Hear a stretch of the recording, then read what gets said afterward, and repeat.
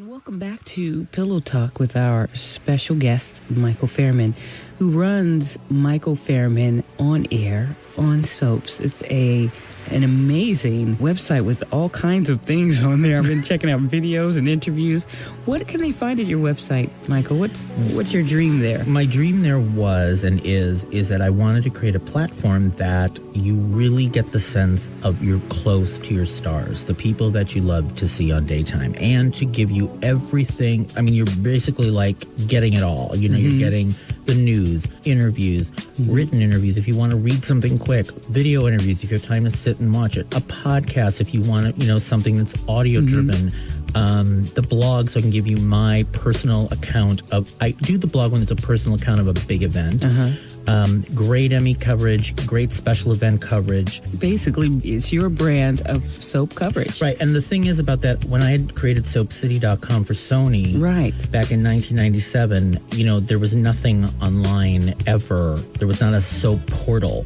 Okay. And I was brought in to create this whole portal that housed the Y&R and Days and Guiding Light and As World Turns Sights. And through that, I was able to kind of create a bit of an identity. And then I went back into television and went through a lot of personal medical issues. I had multiple surgeries up in 2000 to 2008. And then I thought I want to come back with something of my own brand. And so that's what I've tried to do. Whether I've succeeded or not, that's up to the people. But, that's what I wanted to do. I think that you have. You are definitely the go-to soap guy for me. If I need to find out anything, I'm headed over I'm gay? Well, I might have no.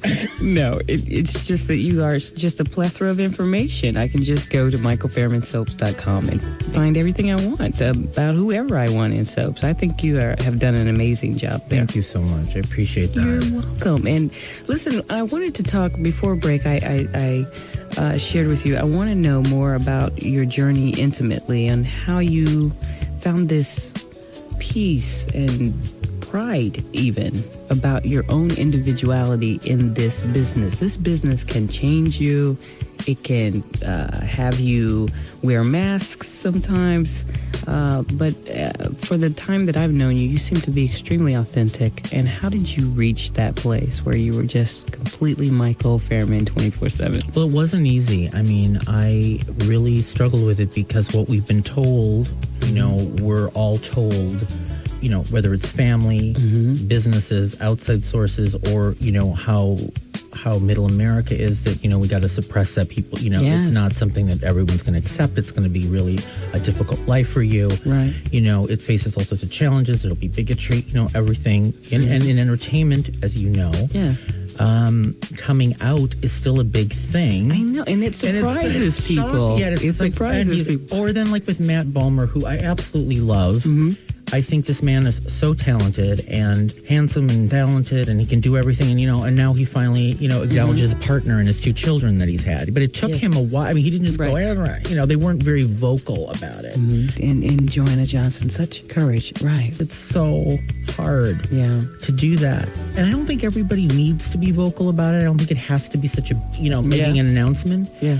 I never really made an announcement. I made a decision that if I was going to be anywhere in the public eye with a website or on camera or, I'm certainly not a big name, but I mean, in my little world, I had to be comfortable if I was going to, and real. And it wasn't real to be putting on airs, pretending. Right. It wasn't comfortable, and it was so freeing. Yes. To just be who you are, because you don't have to be, if I say that, it will be perceived as gay. Right. If I do that, he'll think this of me, and they won't book me on TV. If you watch daytime shows or E or all, there's always the fashion gay guy or your best girlfriend's gay guy, or it's like, so there seem to be. I don't particularly love the role models they pick and cast, because I think sometimes they're a little bit stereotypical. And I think that should be broken a little bit. Yes. And what I've tried to do is, I'm not the guy who, the meek little guy. I mean, I go to the gym all the time. I exercise all the time. Triceps. Bicep, tricep. Yeah. I don't want to be your little, the dorky guy. I think people fall into stereotypes. It's not fair, and I feel very bad when I see gay people, whether old or young, struggling to come out, and to be true to yourself and not let everyone else bring you down. And once you accept yourself, I cannot tell you how much easier life is. Right. The inside, that doesn't make life around you any easier, but you cannot have that as one of the issues. Right. And having it off your neck or back is so freeing. So, right. And it's so inspiring to have more authentic people in media. And I don't say that isn't hindering people. I still think it does hinder people in certain aspects of careers and things. One of the things that I love sports, and I follow ESPN like nonstop. Like if you're seeing me veg out for an evening, it's not watching soaps. It's I watch all the sports scores and all because it's again that goes to my mind like what is the score, who's in first place, you know? Right. And I keep wondering. I said, I would love someday to be like doing ESPN, but I will tell you, I just don't see it. I would love to see I would love to do that, like be that sports, the sportscaster or interviewing the star. But I'm like, are they going to be cool with it? Like, I honestly, it's too bad that I'm thinking that because it's stopping me. That's very interesting. But I've heard that it is very straight, and it is hard for a gay man. It may be different for a lesbian, maybe because sports and the stereotype and those girl basketball player.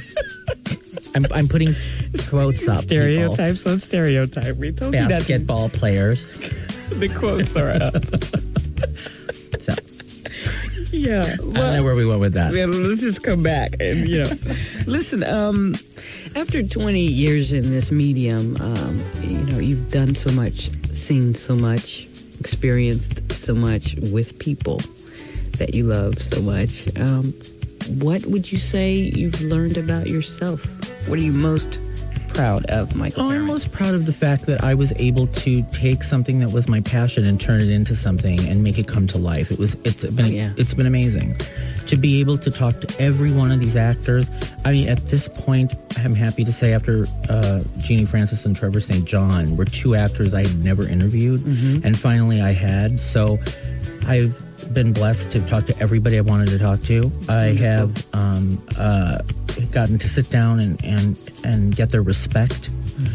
I'm a big one about respect. I've never been the guy that wants all the money. I just wanted respect. Right. And to know that I was a hard worker and to know that the quality of the product that I put out was quality, it never was like, I'm just going to throw it up there or do that. That isn't what you're going to get. And I see a lot of people do that.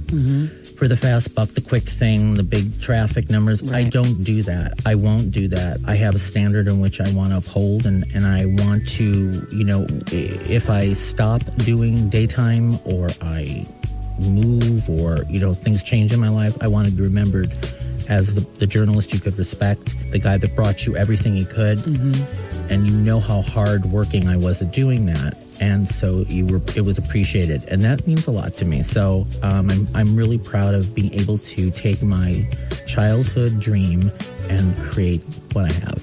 It's a beautiful dream, and it's amazing to see it tangible, that we can actually go to your website and see it. And I think you're an amazing interviewer. You're inspiring, actually. You're someone to study. Absolutely, you are.